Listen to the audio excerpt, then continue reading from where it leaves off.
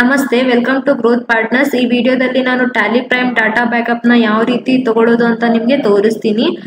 ಮೊದಲನೇದಾಗಿ ನಾನು ಡೆಸ್ಕ್ಟಾಪ್ ನಲ್ಲಿ ಒಂದು ಫೋಲ್ಡರ್ ನ ಕ್ರಿಯೇಟ್ ಮಾಡ್ಕೋತಾ ಇದ್ದೀನಿ. Ctrl+Shift+N ಇಲ್ಲೊಂದು ಫೋಲ್ಡರ್ ಕ್ರಿಯೇಟ್ ಆಗಿದೆ. ಅದಕ್ಕೆ ಒಂದು ನಾನು ನೇಮ್ ಕೊಡ್ತೀನಿ, ಟ್ಯಾಲಿ ಬ್ಯಾಕಪ್ ಅಂತ.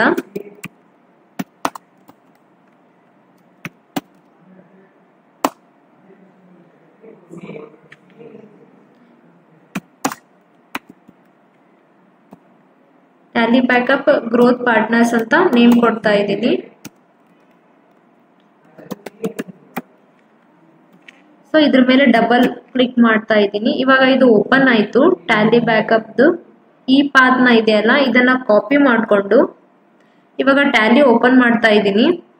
ಇದು ನೋಡ್ಬೋದು, ನಾವು ಗೇಟ್ವೇ ಆಫ್ ಟ್ಯಾಲಿ ಸ್ಕ್ರೀನ್ ನಲ್ಲಿ ಇದ್ದೀವಿ. ಇವಾಗ ಯಾವ ರೀತಿ ಬ್ಯಾಕಪ್ ತಗೊಳ್ಳೋದು ಅಂತ ನಿಮ್ಗೆ ತೋರಿಸ್ತೀನಿ ನಾನು. ಇಲ್ಲಿ ವೈ ಡೇಟಾ, ಇಲ್ಲಿ ಬ್ಯಾಕಪ್ ಅಂತ ಫಸ್ಟ್ ಆಪ್ಷನ್ ಇದೆ. ಇದ್ರ ಮೇಲೆ ಕ್ಲಿಕ್ ಮಾಡಿ ಇಲ್ಲಿ ಬ್ಯಾಕಪ್ ಡೆಸ್ಟಿನೇಷನ್ ಪಾತ್ ಅಂತ ಇದೆ.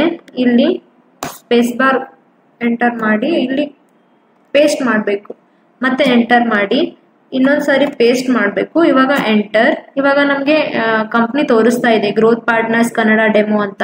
ನೀವು ಇಲ್ಲಿ ಯಾವ್ಯಾವ ಕಂಪ್ನಿನ ಕ್ರಿಯೇಟ್ ಮಾಡ್ಕೊಂಡಿರ್ತೀರೋ ಎಲ್ಲಾ ಕಂಪ್ನಿ ಕೂಡ ಶೋ ಆಗ್ತಾವು. ನನ್ನ ಟ್ಯಾಲಿಲಿ ಒಂದೇ ಕಂಪ್ನಿ ಕ್ರಿಯೇಟ್ ಆಗಿರೋದ್ರಿಂದ ಒಂದ್ ಕಂಪ್ನಿ ಶೋ ಆಗ್ತಾ ಇದೆ. ಇದನ್ನೇ ನಾನು ಸೆಲೆಕ್ಟ್ ಮಾಡ್ಕೋತಾ ಇದ್ದೀನಿ. Enter, end of list, enter. ಇಲ್ಲಿ ನೋಡಿ, ಎಕ್ಸೆಪ್ಟ್ ಎಸ್ ಅಂತ ಕೊಡೋಕು ಮೊದಲು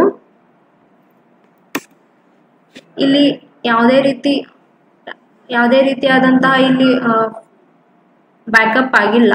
ನಾನು ಇವಾಗ ಎಸ್ ಕೊಟ್ಟ ಮೇಲೆ ಇದು ಬ್ಯಾಕಪ್ ಆಗುತ್ತೆ ನೋಡಿ. ಎಸ್ ಅಂತ ಕ್ಲಿಕ್ ಮಾಡಿದೆ. ಇವಾಗ ಬ್ಯಾಕಪ್ ಕಂಪ್ಲೀಟ್ ಆಗಿದೆ. ನೋಡ್ಬೋದು ಇಲ್ಲಿ ಇದು TBK ಫೈಲ್ ನಲ್ಲಿ ಆಗಿದೆ. ಈ ರೀತಿ ನಾವು ಬ್ಯಾಕಪ್ ತಗೊಳ್ಳೋದ್ರಿಂದ ನಮಗೆ ರೀಕನ್ಸಿಲೇಷನ್ ಟೈಮ್ ನಲ್ಲಿ, ಹಾಗೆ ರಿಟರ್ನ್ ಟೈಮ್ ನಲ್ಲಿ, ಇಂಟರ್ ಅಡಿಟ್ ಟೈಮ್ ನಲ್ಲಿ ಕನ್ಸಲ್ಟೆಂಟ್ಗೆ ಅಥವಾ ಡಾಟಾ ಶೇರ್ ಮಾಡಲಿಕ್ಕೆ ಹೆಲ್ಪ್ ಆಗುತ್ತೆ. ಇದನ್ನೇ ನಾವು ಮೇಲ್ ಓಪನ್ ಮಾಡಿ ಅಟ್ಯಾಚ್ ಮಾಡಿ ಕಳಿಸ್ಬೋದು ನಾವು ಕನ್ಸಲ್ಟೆಂಟಿಗೆ ಎಲ್ಲ.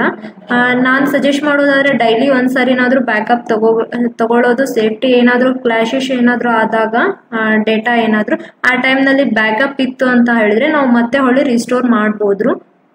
ಸೊ ಇದರಲ್ಲಿ ಏನಾದರೂ ನಿಮಗೆ ಡೌಟ್ಸ್ ಇದ್ರೆ ಡಿಸ್ಕ್ರಿಪ್ಷನ್ ನಲ್ಲಿ ನಮ್ಮ ಆಫೀಸ್ ನಂಬರ್ ಇದೆ, ಕಾಂಟ್ಯಾಕ್ಟ್ ಮಾಡಿ. Thank you.